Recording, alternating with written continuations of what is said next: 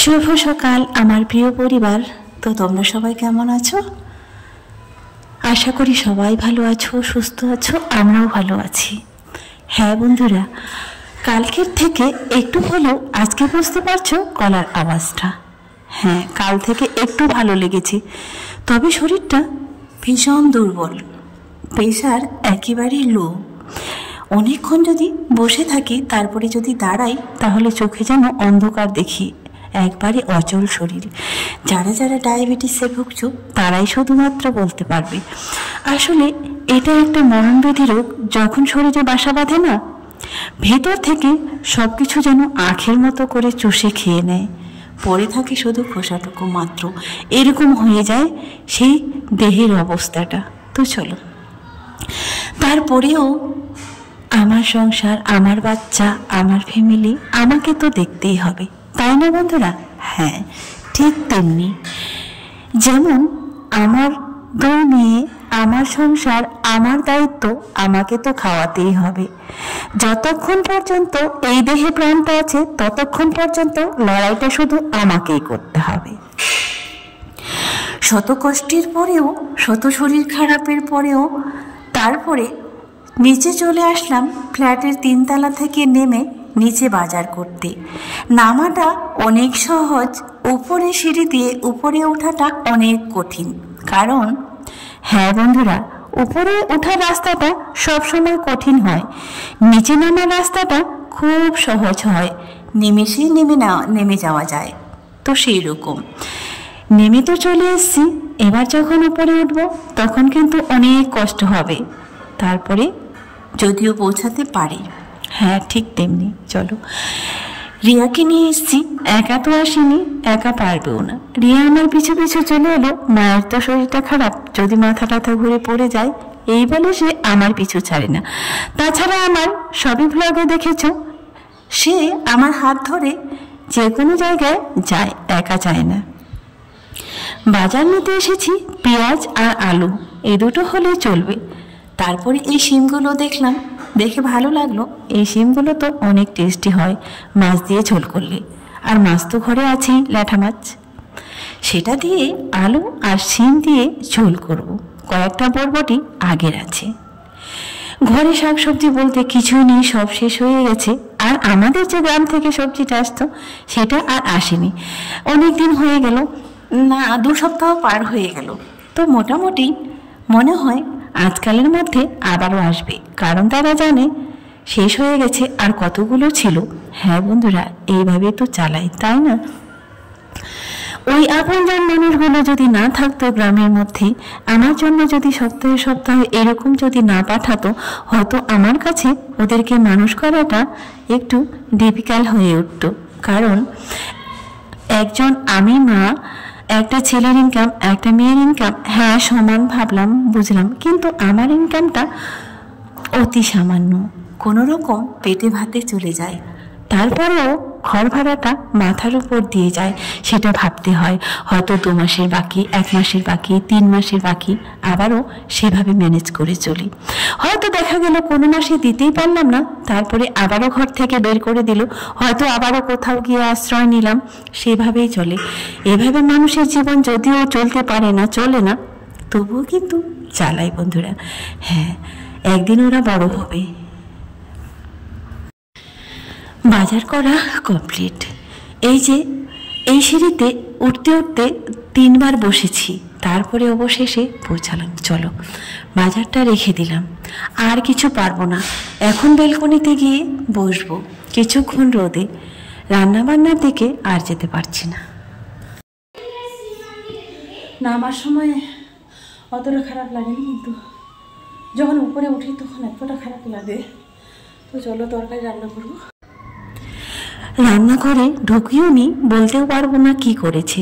চলো এটা দেখে দেখে বলছি। করেছে ল্যাঠা মাছ ভাজছে রিয়া। আজকে বাজার করে রান্না করতে পারবো না, বাজারটা করে দিয়েছি। দিয়ে এসে ওই ব্যালকনির ওখানে গিয়ে বসেছিলাম। ক্লান্ত লাগছে প্রচুর, আজকে আর পড়াতেও যেতে পারবো না, শরীরটা প্রচুর দুর্বল। কালকেও যায়নি, মোটামুটি 2 দিন মনে হয়ে গেল।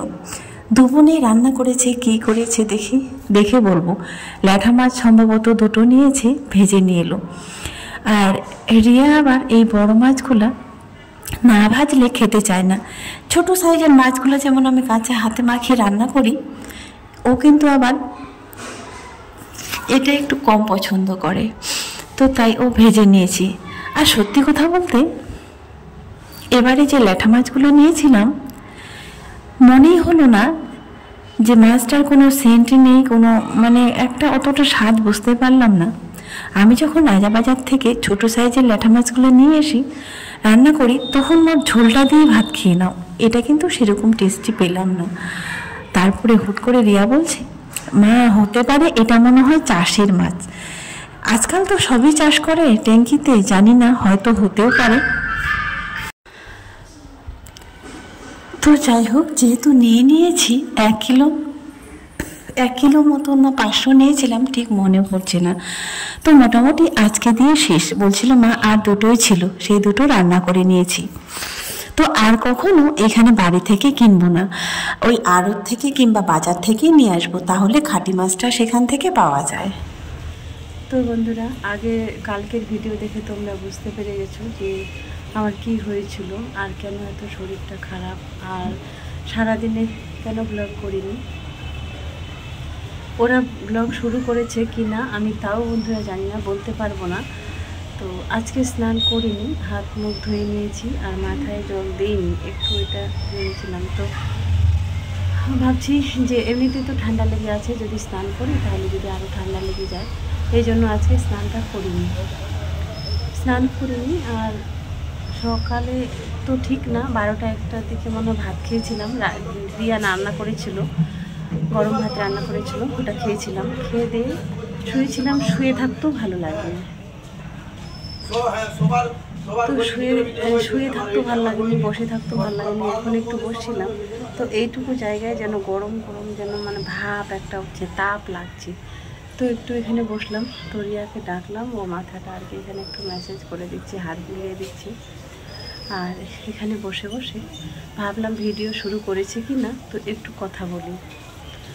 তো আজকে তোমাদেরকে রাতের বেলায় দেখাবো যে কোথায় আওয়াজটা হয়, আর লোক হোক কিংবা ভূত হোক, কোথায় আসে কোথায় থাকে। তো আজকে চেষ্টা করব তোমাদেরকে দেখাবো রাত্রিবেলা, রাত্রি হোক 10:30টার সময়, দরজা যদিও খুলতে পারবো না, 10টা-11টার সময়, তার আগে সন্ধ্যাবেলায় তোমাদেরকে দেখাবো। ওই পাশটা এত ভয়ঙ্কর, তো তাহলে আমাদেরকে না জানি কতটাই ভয় লাগছে সেটা তোমরা মনে মনে ভাববে। তো চলো। আর রিয়া হচ্ছে এখন এই যে কাপড় কেচে রেখে দিয়েছিল অনেকক্ষণই, এখন শুকাতে দিল। তোমাদেরকে বলেছিলাম যে দেখাবো, তো বন্ধুরা, তোমাদেরকে বলেছিলাম যে আওয়াজটা কোথা থেকে আসে আর আমরা কেনই বা ভয় পাই। ভয় পাওয়ার কারণ হচ্ছে একটাই, দেখো আমি আর আমার 2 মেয়েকে নিয়ে, আমি তো একাই থাকি, সেটা তো তোমরা আশা করি সবাই জানো। তো ভয় পাওয়ার প্রশ্নটা তো দেখো, রাতের বেলা যদি একটা বিড়ালও হেঁটে যায়, তাতেই কিন্তু আমি কিংবা আমার বাচ্চাগুলো, তাতেই কিন্তু আমরা ভয় পাওয়ার প্রশ্নই আসে। কারণ আমাদের সঙ্গে তো কোনো পুরুষ মানুষ থাকে না, তাই না? তো কাজে তো এটা তো ভয় পাওয়ার তো কথাই, কেন ভয় পাবো না? তো সেই জন্যই ভয়টা পাই। তো চলো, আর এইরকম যদি মানে জীর্ণ শীর্ণ যদি এরকম হয়ে থাকে, তাহলে তো আরোই ভয় পাওয়ারই কথা। তো মনে হবে যে হঠাৎ করে কোথায় কে যেন বসে আছে, কে যেন লোক আছে, এরকম তো একটা অটোমেটিক হবেই, আর হচ্ছেই। তো যাই হোক, সেগুলো এখন বলছি না, তো তোমাদেরকে দেখাতে চেয়েছিলাম, তো দেখাচ্ছি। তো বন্ধুরা চলো, আজকে ফাইনালি তোমাদের দেখিয়ে দিচ্ছি কোথায় ভূতের আসর আর ভূত বসে, আর কোথা থেকে রাত 2টোর সময় এই আওয়াজগুলো আসে। তো চলো, ফাইনালি আজ তোমাদের দেখিয়ে দিচ্ছি সেই ভূতের আস্তানাটা। এটা ভূত না অন্য কোনো রহস্য, ফাইনালি দেখে নাও। ঘর থেকে বেরিয়ে দরজাটা খুললেই সোজা আমার বেরোনোর সময় ডান পাশে আছে এই যে এই রুমগুলো পড়ে আছে। আমরা যেটায় থাকি সেইভাবে এক সাইডে আরেকটা আছে, কারণ 2 ভাইয়ের 2টা ভাগ, তাই না? তো এই পাশে একটা ওরা তৈরি করছে, সেটা কিন্তু এখনো হয়ে ওঠেনি, অনেক পুরনো আছে। পুরনো বলতে দরজা জানালা প্লাস্টার এসব কিছুই হয়নি। চলো।